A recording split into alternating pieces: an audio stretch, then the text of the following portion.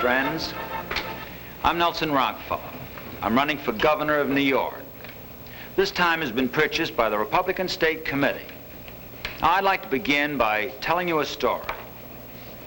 It has a moral for you.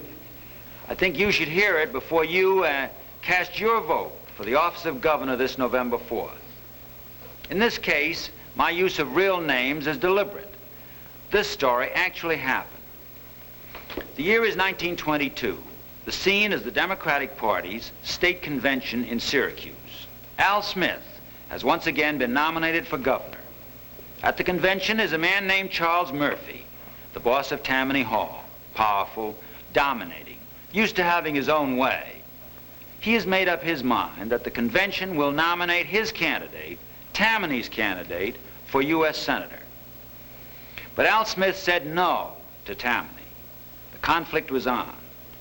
Al Smith said, the boss of Tammany Hall, if this convention nominates this man for U.S. Senator, I will go before it and denounce you and renounce the nomination for governor. For 3 days and 3 nights, they tried to make him give in, but Al Smith stood firm. And at the end of the 3rd night, the Tammany boss gave in. Al Smith, the governor the people had elected, took orders only from the people. Now scene 2. The year is 1958. The Democratic Party state convention in Buffalo. Averell Harriman has again been nominated for the governorship. At the convention is the boss of Tammany Hall, powerful, dominating, used to having his own way. He's made up his mind the convention will nominate his candidate, Tammany's candidate, for U.S. Senator. The conflict is on again. But did Harriman have the courage to stand firm against Tammany, as Al Smith had stood firm against Tammany? Did Harriman say to the boss of Tammany Hall, if this convention nominates this man for senator, I will go before it and denounce you and renounce the nomination for governor? Did Averell Harriman have the character to wait for 3 days and 3 nights, staking his political future on what he knew was the right thing for the people of New York? No. Averell Harriman, the governor the people had elected, took his orders from Tammany, and who had brought about this defeat of the governor. Who was powerful enough to make him accept public humiliation and later act as if he loved it? Only one man, today's boss of Tammany Hall. Now, Tammany Hall is a building on the Midtown Manhattan. It is, as it has always been for 100 years, the symbol of political corruption. Artists have portrayed it as a tiger, an octopus, a dark shadow that lies across the homes, the lives, the jobs, the future of the citizens of our greatest city. And the artists do not exaggerate. Tammany Hall, the master, and its creatures are a betrayal of our best American traditions. Today, the Tammany tiger not only has his tail firmly wrapped around the city, but he has one paw on the Capitol building of Albany, and the other is reaching out for Washington. There are, of course, plenty of Democrats eager to be rid of the domination of Tammany. And I'll say this to them. If I'm elected governor in November, this bossism of Tammany Hall is through. Now, here in my office is Steve McCormick, who's been reporting on the campaign. Steve, hello, Mr. Rockefeller. You seem anxious to ask questions, right? Yes, I have a few questions for you. I'm particularly interested about these comments on Tammany Hall. Now, why do you think Governor Harriman showed his weakness at Buffalo? Steve, the Buffalo deal proved that Mr. Harriman is afraid to stand for a principle. The Buffalo deal proved that Mr. Harriman is afraid to defy the boss system. And I think the Buffalo deal unmistakably proved that Harriman simply does not belong to the same league with Al Smith, Franklin D. Roosevelt, and Herbert Lehman. Well, Mr. Rockefeller, just why do you think the Tammany boss is so persistent at Buffalo? Well, Steve, let me lay it right on the line. One of the results of Tammany's sinister triumph was to open the way to grab control of the district attorney's office in New York City with its 200 law enforcement jobs. 67 of these are politically appointed assistant district attorneys. They are the men who decide who gets prosecuted and who doesn't. Mr. Rockefeller, what does the link between bossism and crime mean to the average citizen? Look, Steve, law enforcement begins at the top. Law enforcement is in the hands of the governor of New York State, the unquestioned #1 authority. The governor is the man who gives the leadership, makes the blueprint for law enforcement for the whole state. And when a governor is dominated by bosses, he takes their blueprint.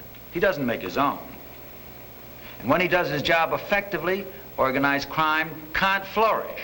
When he doesn't, the gates are open for organized crime to move in. They're in business in our state. Now, you've seen the proof. Newspaper man Victor Russell, who bravely spoke up against crime, blinded by acid thrown in his face while he was walking in the street. Gambler Frank Costello, fired at and wounded in the public streets, right in the doorway of his apartment. Albert Anastasia, the boss man of Murder, Inc., was assassinated by gangsters as he sat in a Midtown Manhattan barber chair. And with Anastasia dead, it was logical that organized crime get together to make a new split-up of the territory. Less than 3 weeks after, 65 underworld leaders converged on a little upstate community called Appalachian for a formal business meeting. Incidentally, here's one business that hasn't left our state. Now, these overlords of crime came in expensive cars from 12 states, from Cuba, from upstate and downstate. They came from the old Capone mob, from Detroit's Purple Gang, from Murder, Inc., from the Dragna Gang on the West Coast, from gambling and vice empires in Florida and Cleveland, and New Orleans and elsewhere. It was the largest convention of hoodlums in history. The host at this meeting has been twice arrested for murder. The guest had a total record of 153 arrests, 74 convictions for crimes ranging from rape to murder, from narcotics peddling to extortion. Real action was needed. No single district attorney could possibly cope with organized crime on this scale. Criminals don't do business on a county basis alone, and district attorneys can't cross county lines to chase them. The only statewide officer, Steve, with the power to appear before a grand jury in every county and investigate this kind of gangsterism is the Attorney General. All he needed was the authorization of Governor Harriman to act.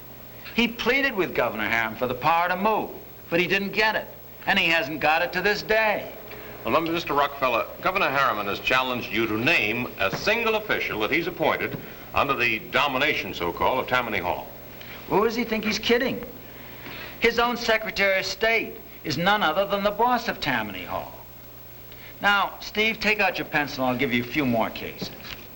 First, Harriman fired the very able waterfront commissioner, General Hayes, holder of the Congressional Medal of Honor, and replaced him with a man who only a few days ago publicly said that he checked with the boss of Tammany Hall before he took the job. Now, this move shook up the Democratic governor of New Jersey, and he let us know about it through the newspapers.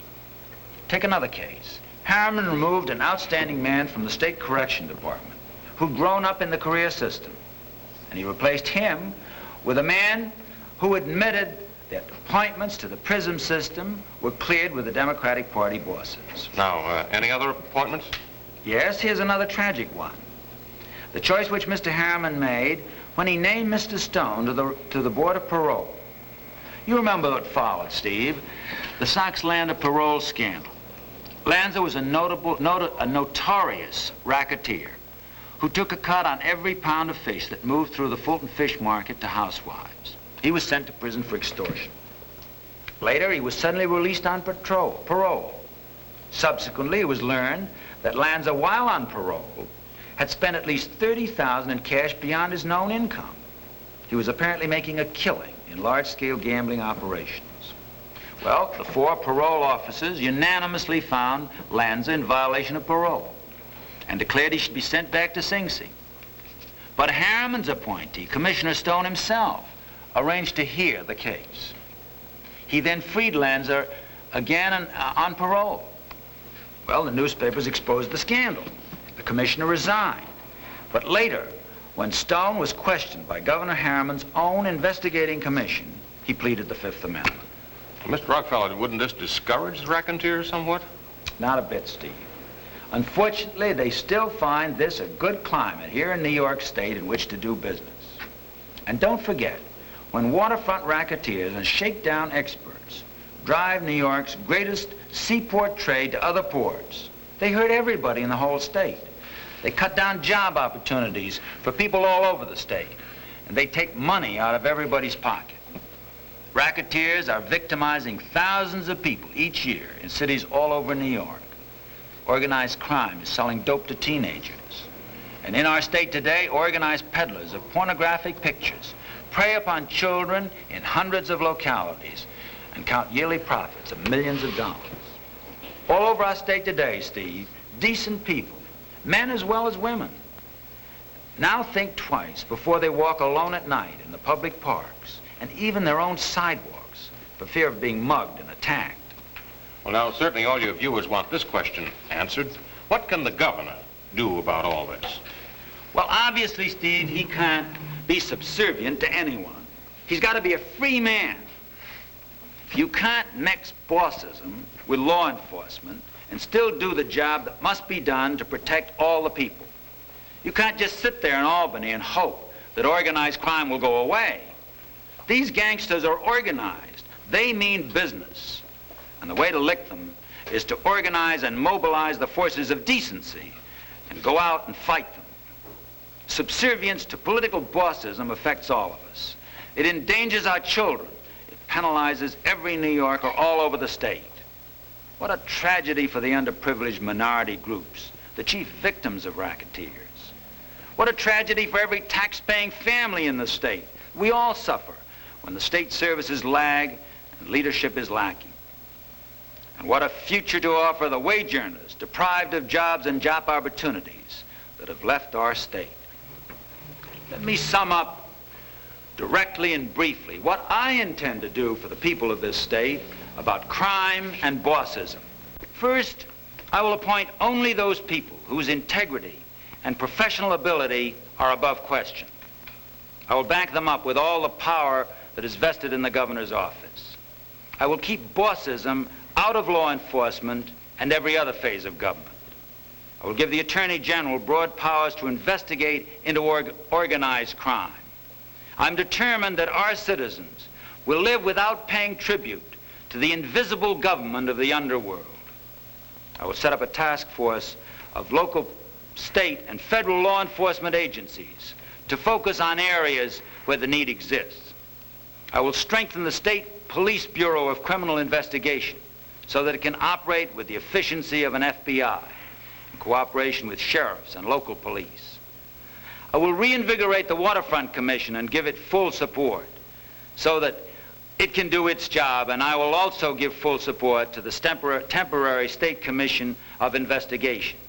And finally, let me tell you and remind you again, you, the people of this state, will be my only boss. Thank you.